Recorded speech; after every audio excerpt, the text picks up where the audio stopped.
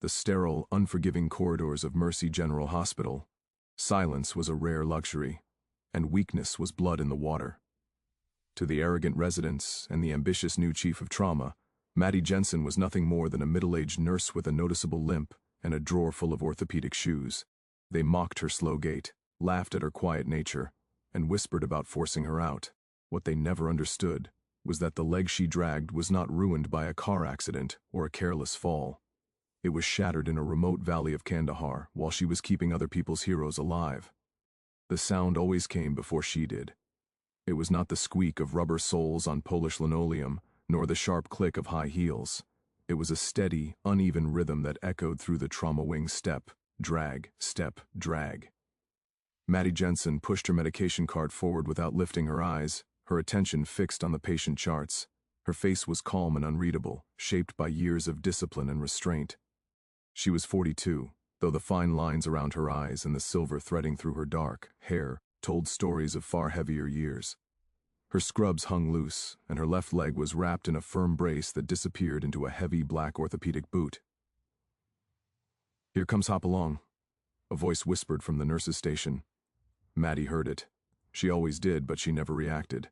Instead, she carefully rechecked the dosage for the patient in room 304, a young man recovering from a motorcycle accident. "Be nice, Jessica," another voice added with a chuckle that held no warmth.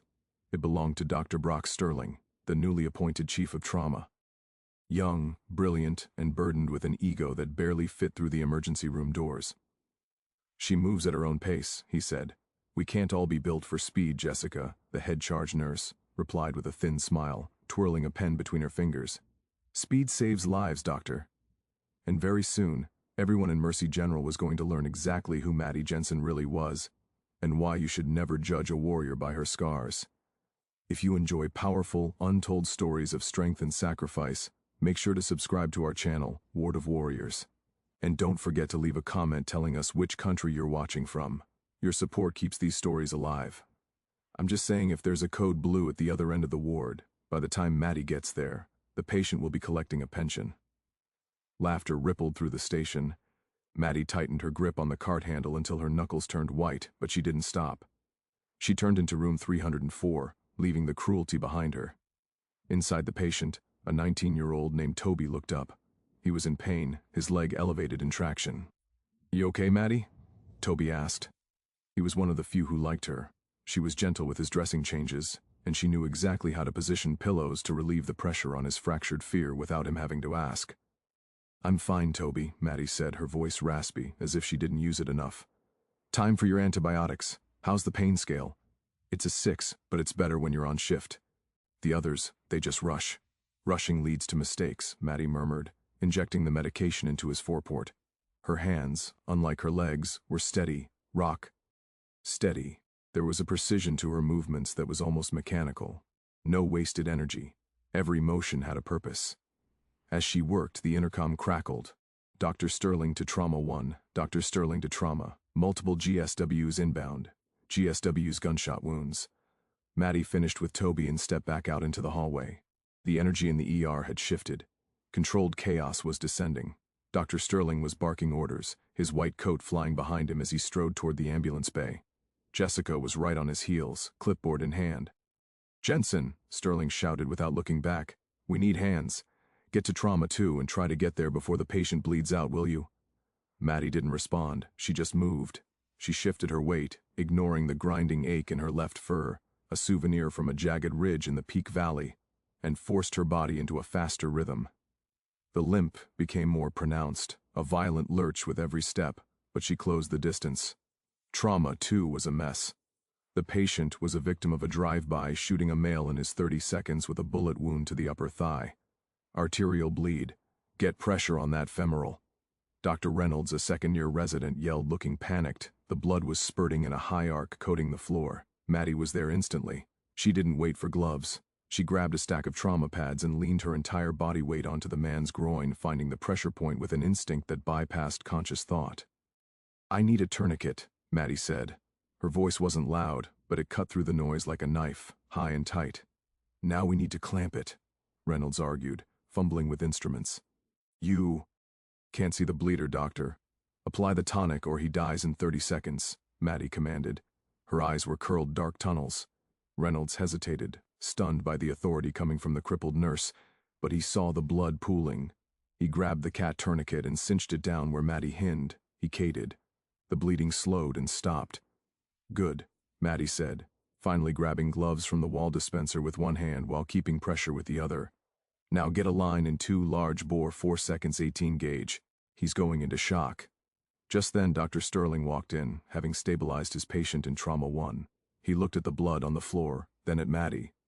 Jensen, why aren't you scrubbed in properly? Sterling snapped, seeing her bloody bare hands. This is a sterile environment, not a butcher shop.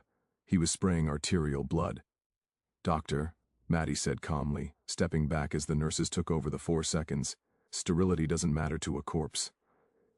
Sterling's jaw tightened. He hated being corrected, especially by her. Go get cleaned up, Jensen. Next time, follow protocol. If you infect my patient because you are too slow to put on gloves, I'll have your license. Maddie looked at him. For a split second, a flash of something dangerous appeared in her eyes. A look that had stared down things far more terrifying than an arrogant Ivy League doctor, but she blinked and it was gone. Yes, doctor, she said softly. She turned and limped away the click-drag of her boot, marking her retreat. The break room was empty, save for the humming of the refrigerator and the smell of stale coffee. Maddie sat on a plastic chair, her left leg extended straight out in front of her. She unstrapped the 2P Velcro of her heavy boot to relieve the pressure. The skin beneath her scrub pant was a map of scar tissue, purple and jagged, twisting around the metal rod that had replaced a shattered bone. She closed her eyes and took a deep breath. The sound of the rotor blades, the smell of burning dice. Ellen Copper, the scream of medic. We need a medic. Echoing off the canyon walls. Rough shift. Maddie snapped her eyes open. It was Dr. Holloway, the older anesthesiologist. He was a kind man nearing retirement, and the only other person in the hospital who treated her with genuine respect.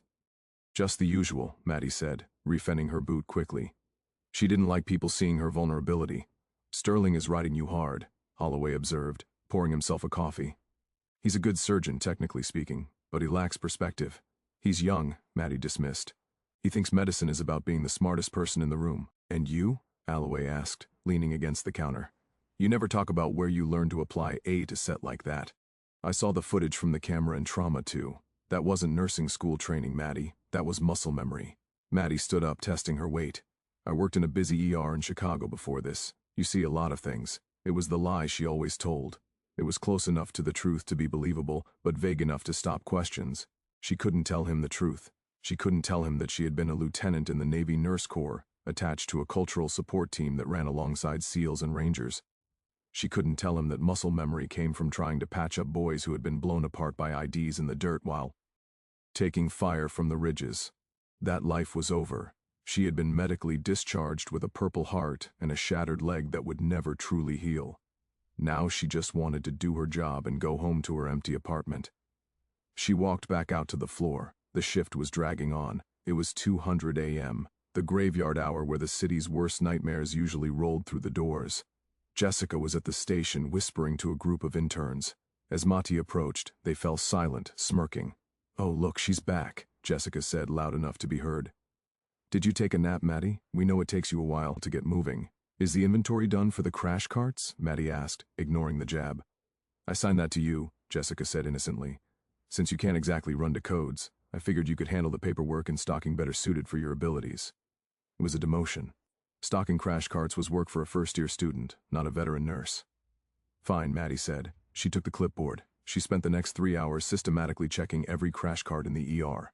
She was thorough. She checked expiration dates on epinephrine, ensured the laryngoscope blades had working batteries, and organized the drawers with obsessive precision. As she was finishing the cart near the ambulance bay, the red phone at the charge desk rang. It was the direct line from emergency dispatch. Jessica answered it, looking bored, but within seconds her face went pale. She stood up straight. "Say again, how many?" Dr. Sterling was walking by, scrolling on his tablet. He stopped when he saw Jessica's face. "What is it?" Jessica hung up the phone. Her hands were shaking slightly. Mass casualty event. A charter bus overturned on the interstate. Multiple critical injuries. They're estimating 30 victims. First transport is 5 minutes out. Sterling's arrogance vanished, replaced by the adrenaline of command. All right, people, listen up. We have a Maskell inbound. Clear the trauma. Bays, I want every available nurse and doctor on the floor. Page, the on-call surgeon's move. The yard exploded into action. People were running, shouting orders, grabbing gurneys. Maddie stood by the crash cart she had just stocked. She watched the panic rising in the eyes of the younger nurses. She saw Reynolds hyperventilating near the sink. "Maddie," Sterling shouted across the room. "Don't just stand there, we need space. Go move the non-criticals to the waiting room. Get them out of the beds." It was grunt work, ushering people out. But Maddie nodded on it. She began moving patients, her limp heavy, but her pace relentless. She cleared 4 beds in 3 minutes. Then the doors burst open. The first wave of paramedics rushed in. Male 50 seconds crushing chest injury. Female 20 seconds open fracture, head trauma. The noise was deafening. Screams of pain, the beeping of monitors, the shouting of doctors. Maddie was helping an elderly woman into a wheelchair when she saw it. A paramedic team was wheeling in a stretcher, looking frantic. On the bed was a young girl, maybe 7 years old. She was gray, limp, and covered in blood. "We lost a pulse," the medic screamed. "She's coding. We need a room. Trauma 1 is full," Jessica shouted back, looking overwhelmed. "Trauma 2 is full. Put her in the hallway." Dr. Sterling was deep in a chest cavity in Trauma 1. There were no doctors available. The medic slammed the brakes on the stretcher in the middle of the hallway. One of them jumped up to start compressions. Maddie looked around. No residents, no attendings. They were all swamped. The little girl was going to die in a hallway because of a lack of hands. Maddie abandoned the wheelchair. She didn't limp this time. She surged forward, ignoring the fire shooting up her leg. She reached the stretcher. "Stop compressions. Check rhythm," Maddie barked. The medic looked at her. "Who are you?" "I'm the one saving this girl," Maddie growled. She looked at the monitor. "Ventricular fibrillation. Clear throat shocker.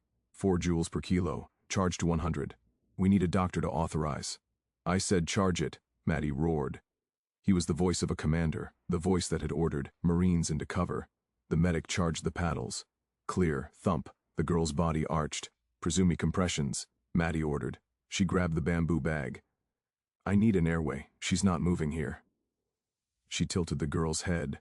The throat was swollen, crushed by the seatbelt. "Airway is compromised. I can't incubate. We need a surgical airway." "Where's the doctor?" the medic yelled, looking around. Maddie looked at one. Sterling was yelling about a bleeder. He wasn't coming. "Hand me a scalpel," Maddie said. "You're a nurse."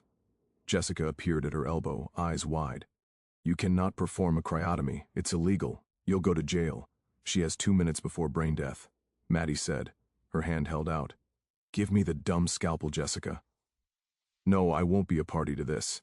Jessica backed away. Maddie didn't hesitate.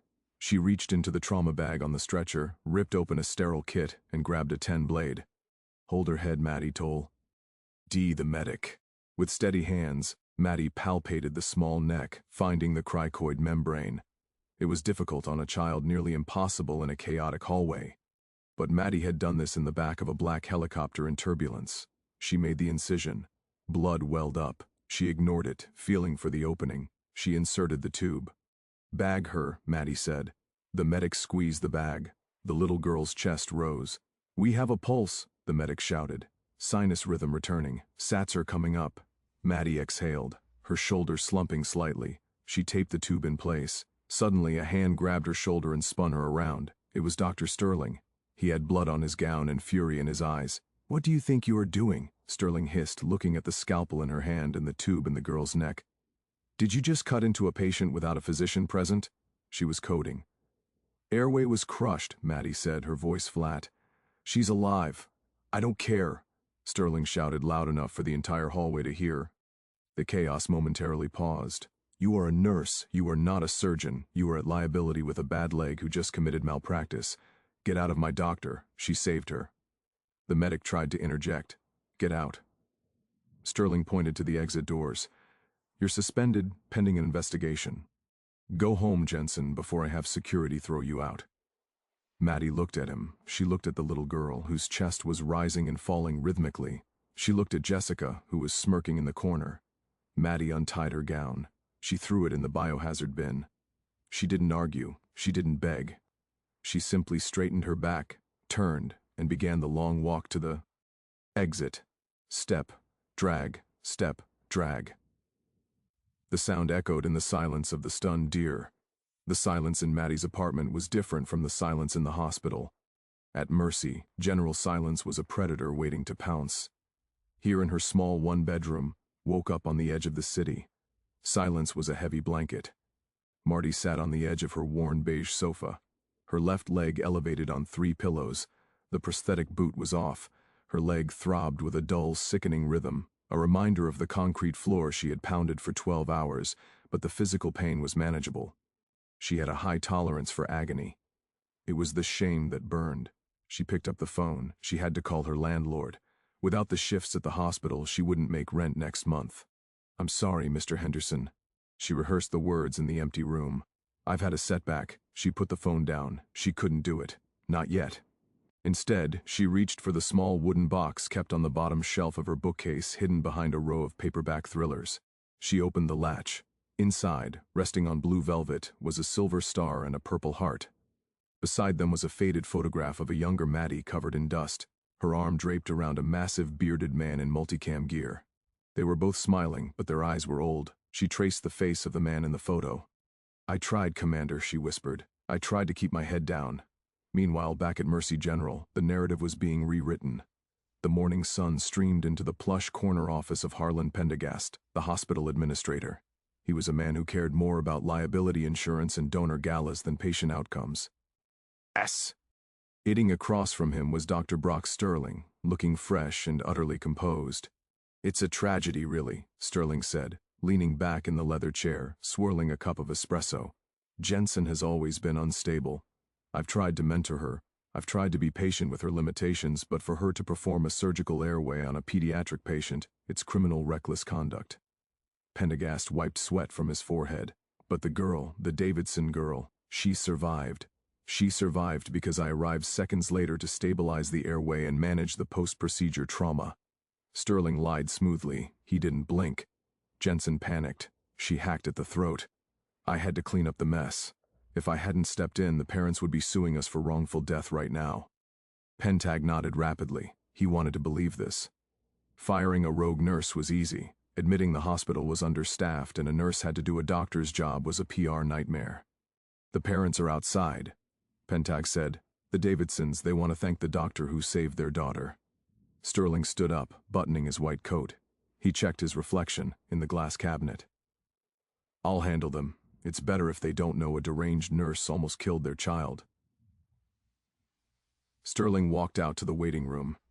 The Davidsons were a wealthy couple, well known in the city's social circles. Mrs. Davidson was weeping softly, holding a tissue. Mr. Davidson, a tall man in a tailored suit, looked up as Sterling approached. "Dr. Sterling," Mr. Davidson asked, extending a hand. "They told us you were the one." Sterling took the hand, his grip firm, his smile practiced. "I was the attending physician. Yes, it was a chaotic situation. Your daughter is a fighter. The paramedics, they said someone performed a miracle in the hallway," Mrs. Davidson said, grabbing Sterling's hand. "They said her throat was crushed, that you cut her open to let her break." Sterling's smile didn't waver, but his eyes hardened slightly. "We do what we have to do. It was a difficult call, but I couldn't let her go. Thank you," she sobbed. "Thank you for saving my Lily." Sterling accepted the gratitude. He accepted the hugs. He accepted the promise of a substantial donation to the trauma wing. He felt no guilt. In his mind, he was the hero. Maddie was just a tool, a malfunctioning instrument that he had finally discarded. Later that afternoon, Jessica found Sterling in the break room. "You told them you did the trick?" she asked, raising an eyebrow. She didn't look disapproving. She looked impressed by his audacity. "I am the chief of trauma, Jessica. Everything that happens on that floor is my responsibility. Therefore, I did it," Sterling said, taking a bite of a bagel. "Besides, who are they going to believe, the Ivy League surgeon or the limping spinster who lives in a studio apartment?" "She's cleaning out her locker tomorrow," Jessica said with a smirk. "Security is escorting her. I can't wait to see her waddle out of here for good." "Good riddance," Sterling muttered. She was an eyes saw. They didn't know that the gears of fate were already turning. They didn't know that a phone call had been made from the secure line of a base in Virginia Beach, A call triggered by a facial recognition hit on a hospital security camera feed that had been flagged by a federal agency monitoring veteran status. The predator was in a silence in Marty's apartment. The predator was coming up the interstate in a convoy of black SUVs. 2 days later, the atmosphere at Mercy General was tense. The incident with the nurse had become the subject of hush gossip. Most of this E-staff believed Sterling's version of events, that Maddie had snapped and nearly killed a kid. The few who knew the truth, like the paramedic who had been there, were too afraid of Sterling to speak up. Maddie arrived at 10 a.m. She wasn't wearing scrubs. She wore a pair of dark jeans and a simple gray sweater. She walked with her cane today, the pain in her leg flaring up due to the stress. She stopped at the security desk.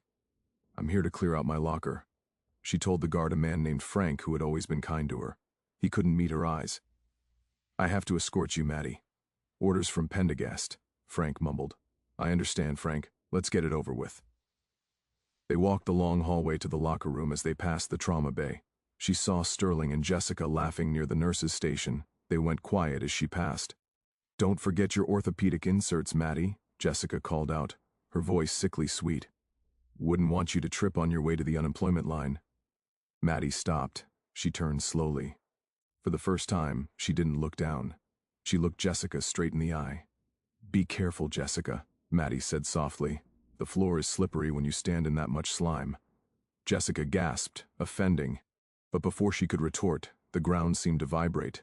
It started as a low rumble felt in the chest more than heard. Then the sound of heavy engines filled the air outside the glass sliding doors of the in entrance.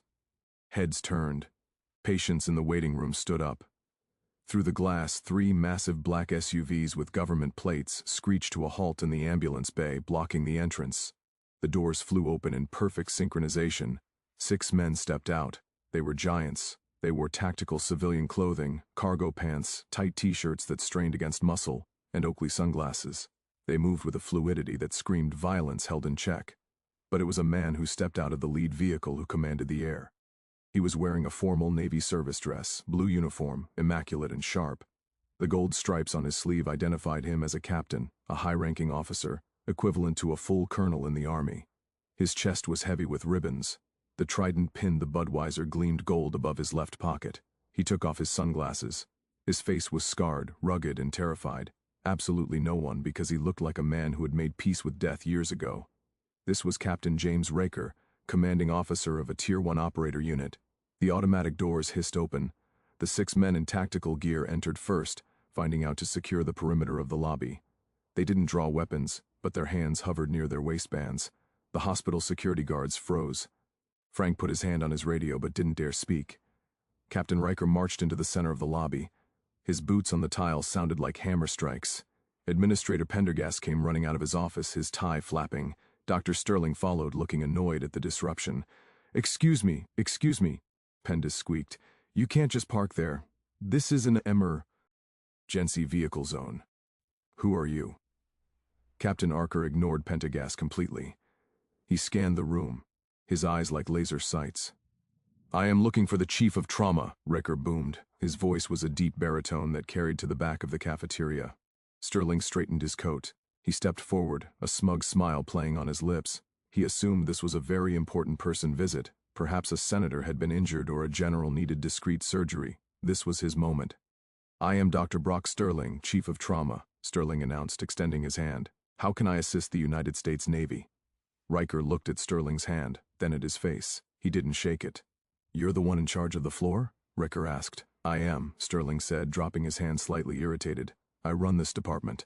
"Good," Ra said. "Then you can explain to me why the woman who saved the life of my goddaughter is currently being escorted out by security like a criminal." The room went dead silent. Sterling blinked. "I beg your pardon, my goddaughter." Rear repeated his voice, dropping an octave, becoming dangerous. "Lee Davidson, her father is my former platoon commander. I just got off the phone with him. He told me the hospital claims you saved her." Sterling pulled. "Well, yes, it was a complex procedure." "Complex procedure?" Riker interrupted. "A cricotomy performed with a number 10 blade in under 30 seconds on a pediatric patient in a hallway.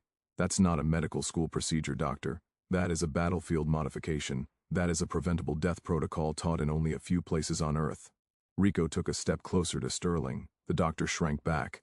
I pulled the security footage from your servers. 10 minutes ago. Ria said. We have high-level clearance. I watched the video. Pentag looked like he was going to vomit. You hacked our servers. We monitored them, Rekha corrected. And I saw a man in a white coat standing in trauma 1 while a little girl died. And I saw a woman with a bad leg step in and do the work of God. Ra turned away from Sterling, dismissing him as if he were an insect. He scanned the crowd again. Where is she? Ra shouted. Where's the Wraith? The staff looked confused. The Wraith, someone whispered. We don't have anyone by that name, Penda stammered. We only have Will. We fired Nurse Jensen. Riker's eyes snapped to the hallway where Maddie was standing frozen, clutching her cane. The terrifying captain's face softened.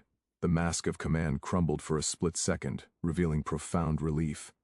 Attention on deck, Riker shouted. Instantly, the 6 massive men in tactical gear snapped to attention. Their heels clicked together. They stood rigid as stone statues. Riker walked toward Maddie. He didn't walk like a very important person. He walked like a soldier approaching a shrine. Sterling watched his mouth open. What are you doing? She's just a nurse. She's a Riker stopped. He spun around so fast that Sterling flinched. A Riker spat the word out. You think she limps because she's weak? She limped because she took a 7.62 run through the femur while dragging me 300 yards down a mountain in the Koran Valley. A gas rippled through the lobby. Jessica covered her mouth. Rekha turned back to Maddie. He stopped 3 feet in front of her. Maddie was trembling. She hadn't been looked at like this in 10 years. She hadn't been seen. Hello, Maddie, Rare said softly. Hello, Jamie, she whispered. Captain Riker, a man who commanded SEAL teams, a man who had medals that couldn't be listed on public records, slowly raised his right hand. He saluted her. It wasn't a quick salute. IT was a slow-held, respectful salute, a salute reserved for superiors, a salute reserved for legends. Lieutenant Commander Ra said formally, It's been a long time. The Clear's throat lobby of Mercy General was paralyzed. The only sound was the hum of the vending machines and the heavy breathing of Dr. Sterling, who looked as though he was experiencing a cardiac event. Lieutenant Commander, Jessica whispered to the nurse next to her. Maddie is an officer. Ra held the salute for a full 10 seconds before dropping his hand. He gestured to the men behind him. You remember the boys, don't you, Mom? Ra asked. The 6 men stepped forward. They weren't just soldiers. They were the elite. And one by one they approached Maddie. The first one, a bearded giant with a scar running down his cheek, took Maddie's hand gently. You put my intestines back inside my stomach in 14, ma'am. Clear throat, he said, his voice thick with emotion. I have 3 kids now, named the youngest one, Matilda. The second man stepped up. You stayed awake for 72 hours straight, keeping pressure on my femoral artery when the medevac couldn't land in the storm. I never got to say thank you. Tears streamed down Maddie's face. She let go of her cane, but she didn't fall. The first soldier caught her arm, steadying her. I was just doing my job, Maddie choked out. No, Rager said, his voice carrying to the entire room. He turned to face the hospital staff, ensuring everyone heard. Let me tell you who this woman is, because clearly you idiots have no idea. Rekha pointed at Maddie. This is Lieutenant Commander Matilda Jensen, Navy Nurse Course attached to JOK. She didn't work in a comfort-able hospital. She volunteered for the cultural support teams. She went where we went. She kicked down doors with us. And when the ambush happened in the Pesh Valley, the one where we were outnumbered 42, she didn't hide. Riker walked over to Dr. Sterling, getting right in his face. Sterling was backed against the reception desk. We took heavy fire. Riker recounted, his eyes burning into Sterling. I took 2 rounds to the chest plate and 1 to the leg. I couldn't move. We were pinned down. The enemy was closing in. And then I see Maddie. She didn't have a weapon. She had a medical bag. Riker gestured to Maddie's leg. She ran into the kill zone. Not once, not twice, 6 times. She dragged 6 wounded SEALs out of the line of fire. On the last run, a sniper shattered her leg. Did she stop? No, she crawled. She crawled through the dirt, dragging a 200 billions operator while bleeding out herself. She refused until every single one of my men was on the bird. She's the only reason I'm standing here. She's the only reason any of us are breathing. Ra turned to Pentagast. We call her the Wraith because she moved to the battlefield like a ghost, saving lives where no one else could. And you? Riker looked at Sterling with pure disgust. You mocked her limp. You fired her for saving a child using the very skill she paid for with her own blood. Sterling tried to speak. I didn't know her file. It just said Navy nurse.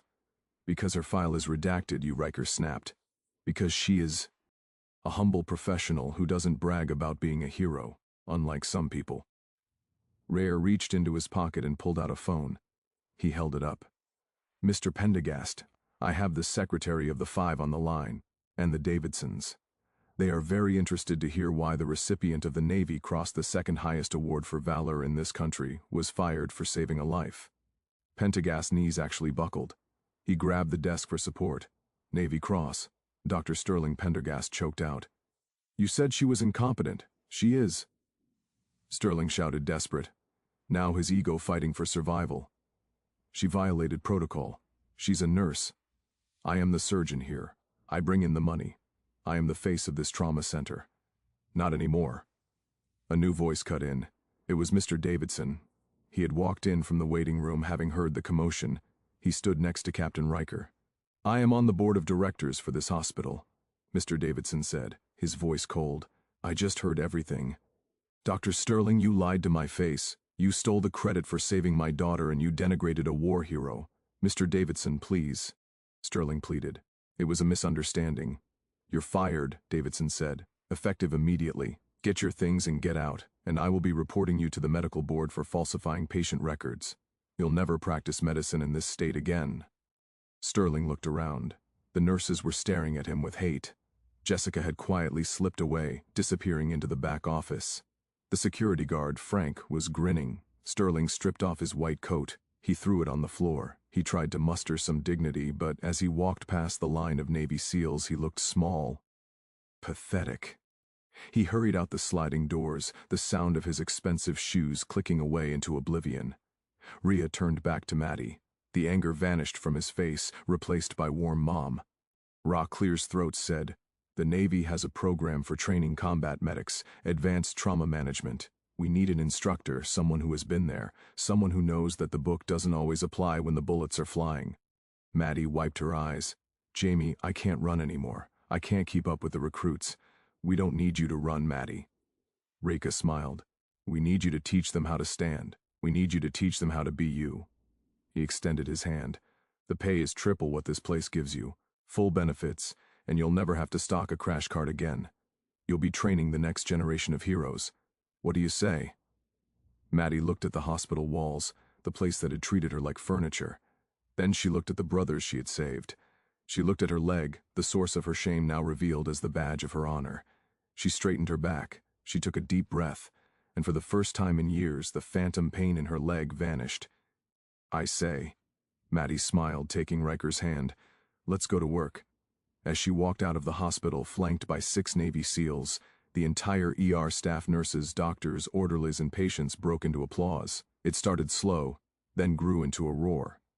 Maddie Jensen didn't limp as she walked to the black SUV. She marched. The victory in the hospital lobby felt definitive.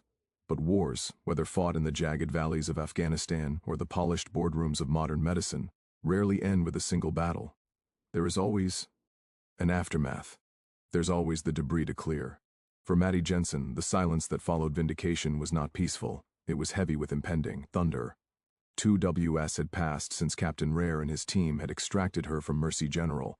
She had resigned officially, but the transition to her new life at the naval base wasn't as simple as signing a contract. Dr. Brock Sterling, humiliated and stripped of his position, was not a man who went down quietly. Like a cornered rat, he lashed out with the only weapon he had left: bureaucracy.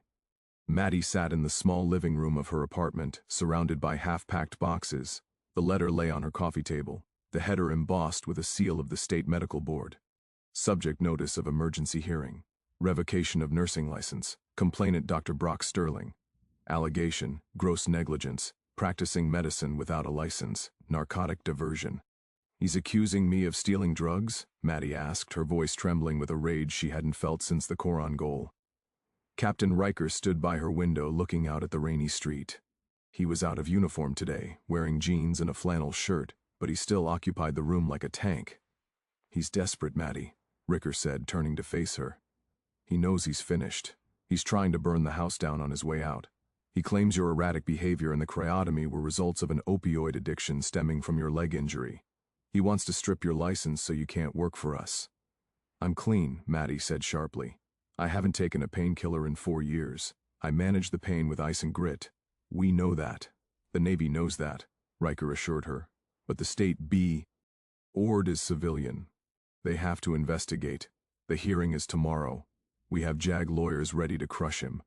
But I have to be there. Maddie finished. Yes. He looked at her leg. I have to stand in front of them and defend my life again. Rhea walked over and knelt on one knee, bringing himself to her eye level. You don't have to do it alone this time. The boys wanted to come, but I told them a courtroom isn't a place for a platoon, but I'll be there. I'm your character witness. The hearing took place in a sterile, windowless conference room in the state capitol. The air conditioning was humming too loudly, a droning sound that reminded Mattia of the transport planes. 5 board members sat behind a long oak table. They looked tired and skeptical. At the other table sat Dr. Sterling. He looked haggarded. His eyes rimmed with red, but his suit was still expensive, and his sneer was still in place. Next to him was a high-priced attorney who looked like a shark in a pinstriped suit. Miss Jensen, the board chairwoman, a stern woman named Dr. Galloway, began. We are here to address serious allegations. Dr. Sterling claims you performed an invasive surgical procedure on a pediatric patient without authorization, and that you did so while potentially impaired. I saved a life, Maddie said, her voice steady, though her hands were gripping the arms of her chair. By breaking the law, Sterling interrupted, his voice shrill. She's a nurse. She cut a child's throat. If I hadn't been there to fix it, objection. The Navy JAG officer representing Maddie stood up. Dr. D. Sterling is testifying to facts that have already been disproven by hospital security footage. Footage can be manipulated, Sterling snapped. This woman is unstable. Look at her. She's a who thinks she's a hero. She uses her war injury to get sympathy while she endangers. Tears.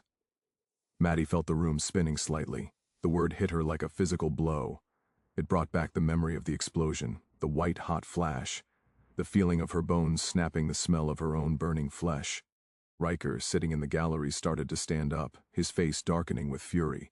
Maddie raised her hand to stop him. She didn't need a SEAL captain to fight this battle. She took a deep breath, pushing the pain into a small, tight box in her mind. She stood up.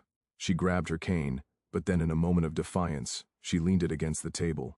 She stood on her own 2 feet, swaying slightly as the damaged nerves in her left leg fired warning signals. Dr. Galloway, Maddie said, her voice projecting to the back of the room. Dr. Sterling calls me unstable. He claims I was on drugs. She reached into her purse and pulled out a thick file. She tossed it onto the table in front of the board members. That is 10 years of random drug screenings from the Veterans Affairs Administration. All clean, not a single failed test, not even for aspirin. She pulled out another document. This is the sworn affidavit from the paramedic on the scene stating clearly that Dr. Sterling was not present when the airway was established. Maddie took a step towards Sterling. He flinched. And as for being a Maddie said, her voice dropping to a terrifying whisper, my leg was shattered while I was carrying a 220 lb man through a minefield. I walked on a broken femur for 3 miles because there was no one else to car. Why the medical bag? I don't limp because I'm weak. Doctor, I limp because I didn't quit. She turned to the board. You can take my license. You can take my idol. But you cannot take the fact that a 7-year-old girl is eating breakfast with her parents this morning because I acted when this man froze. The room was silent. Dr. Galloway picked up the drug test records. She looked at them. Then she looked at Sterling. Dr. Sterling, Galloway said, her eyes narrowing. Did you file this complaint knowing that Miss Jensen had a clean toxicology record? I suspected, Sterling stammered. And are you aware? Galloway continued, picking up a piece of paper the Navy lawyer had slid to her earlier. That we have received a counter-report from the hospital administration regarding your own falsification of records. Sterling's face went gray. The board is dismissing all charges against Miss Jensen. Galloway slammed her gavel down. Furthermore, Dr. Sterling, you are hereby notified that your license is suspended, pending a full inquiry into your conduct and ethics. This hearing is adjourned. Sterling slumped in his chair, defeated. He didn't look at Maddie. He stared at the table, realizing that his arrogance had finally cost him everything. Maddie picked up her cane. She felt lighter. The phantom weight of Mercy General was finally gone. Ra met her at the door. He didn't say a word. He just offered her a smile, a genuine proud smile, and held the door open. Ready to go home, Commander? He asked. No, Maddie said, looking out at the sun breaking through the clouds. I'm ready to go to work. 6 months later, the wind whipped across the sand dunes of the Joint Expeditionary Base. Little Cree K. Fort story. It was a miserable gray morning, the kind of weather that seeped into your bones and made all injuries scream. Mehdi stood on a raised observation platform looking down into the grinder, a muddy, chaotic obstacle course designed to simulate the worst conditions of combat medicine. Below her, 20 candidates for the Special Amphibious Reconnaissance Corpsman Saki program were struggling. They were wet, cold, and exhausted. They'd been awake for 40 hours. Maddie wore fatigues now, a navy cap pulled low over her eyes. She leaned on her cane, but no one dared to mock it. Here, the cane was a scepter of authority. "They're moving too slow," Maddie muttered into her headset. Next to her, Chief Petty Officer Gunny Hayes, a massive instructor with a shaved head, nodded. "They're dragging, Mom. Blue team is falling apart. Drop a simulation grenade," Maddie ordered. "Wake them up. Boom." A flashbang detonated near the mud pit. The recruits scrambled, shouting orders. "Medic man down. Massive hemorrhage." A simulated casualty screamed. Maddie watched through her binoculars. She focused on a young candidate, a 19-year-old named Kowalski. He was the class leader, smart, athletic, and arrogant. He reminded her painfully of a young Dr. Sterling, though with more muscle and less diploma. Kowalski was hesitating. He was staring at the dummy casualty, which was pumping fake blood from a femoral artery. "He's freezing." Maddie said he's looking for the book answer. She keyed the mic. "Kiski, your patient has bled out 2 liters. Why are you staring at him? Pack the wound." "Ma'am, the wound is too high for a tourniquet," Kowalski shouted back, his voice cracking with panic. "I need to clamp. You don't have a clamp," Maddie yelled. "Use your knee manual pressure. Get in the fight, Kowalski." Kowalski fumbled. He was afraid to get dirty. He was afraid to make a mistake. Maddie sighed. She handed her coffee to Hayes. "I'm going down there, Mom. And the mud is deep," Hayes warned. "Your leg?" "My leg is fine, Chief. My patience is what's broken." Maddie descended the ladder. She moved with her distinct gait. Step, drag, but she moved with speed. She walked right into the mud pit, ignoring the grime splashing onto her boots. She reached Kowalski, who was still panicking over the dummy. "Move," Maddie said calmly. "Ma'am, I can't find the artery," Kowalski yelled. Maddie dropped her cane. She fell to her knees in the mud. She shoved Kowalski aside with a strength that surprised him. She jammed her fist into the groin of the dummy, finding the pressure point. Instantly, the flow of fake blood stopped. "You don't look with your eyes, Kowalski," Maddie said, her voice cutting through the wind. "You look with your hands. You feel the life leaving them, and you hold it in. You are the dam. Do you understand me?" Kowalski stared at her. He saw the older woman covered in mud, her face splashed with the red dye of the simulation. He saw the intensity in her eyes. "Yes, ma'am," Kowalski whispered. "Then get in here," Maddie ordered, grabbing his hand and forcing it into the wound cavity. "Feel that? That's the bone. Clear's throat, push against it harder. If you aren't hurting him, you aren't saving him. Clear's throat." Kowalski pushed. He gritted his teeth. "Good," Maddie said. She stood up, retrieving her cane from the muck. "Now finish the dressing. You have 30 seconds. She Chet him work. He was faster now, focused. He has stopped thinking about the protocol and started thinking about the survival. Later that afternoon, the class was dismissed to the showers. Maddie sat in the instructor's office cleaning the mud off her brace. There was a knock on the door. It was Captain Ra. "Heard you went for a swim in the mud pit." Ra grinned, leaning against the doorframe. "You know, usually officers stay on the catwalk. They needed a reality check," Maddie said, wiping a spot of mud from her cheek. "Kowalski, he's got good hands, but he's afraid to fail. You can't be afraid to fail in this job. He reminds you of someone," Riker asked knowingly. "A little," Maddie admitted. "But he's got heart. Sterling didn't have a heart." "Speaking of Sterling," Riker said, his expression turning serious, "I got a call from the Davidson family. They're establishing a scholarship fund at the medical college, the Matilda Jensen Trauma Nursing Scholarship. Full ride for nurses who want to specialize in combat trauma." Maddie paused. She looked at the photo on her desk, the one of her and Riker in Kandahar, now joined by a new photo of her graduating class of corpsmen. "They shouldn't have named it after me," she said softly. "I was just doing my job." "Maddie," Riker said, stepping into the room. "You need to stop saying that. You aren't just doing a job. You're a legend. The recruits, they call you the Wraith behind your back." Maddie rolled her eyes. "I hated that name. They don't mean it like a ghost," Reka explained. "They mean it because you see things no one else sees. You appear where you're needed, and death seems to retreat when you're around." He pointed out the window where the recruit T's were marching to the mess hole. Look at them. They walked taller because you're the one teaching them. You're fixing them, Maddie, just like you fixed us. Maddie stood up. She tested her weight on her leg. It still hurt. It would always hurt. The metal rod, the screws, the scars, they were a part of her geography now. But the shame was gone. The limp wasn't a defect. It was a cadence. It was the rhythm of a life that had refused to stop moving forward. She walked over to the window and watched the young men and women marching in formation. She saw Kowalski laughing with his teammates, his confidence restored. "I'm not fixing them, Jamie," Maddie said, a small, genuine smile touching her lips. "I'm just making sure they come home." She turned off the office light. She grabbed her cane. "Come on," she said to Riker. "I'm buying the first round, but if you make a short joke, you're doing 50 push-ups." Riker laughed, a deep booming sound that carried no bitterness, only relief. "Deal, Commander.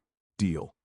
Together they walked out into the cool Virginia evening, two warriors side by side, one limping, one marching, but both finally at peace. The hospital faded behind them. The mockery became nothing more than dust in the wind. Maddie Jensen was exactly where she belonged, standing on the line that guards the fragile door between life and death.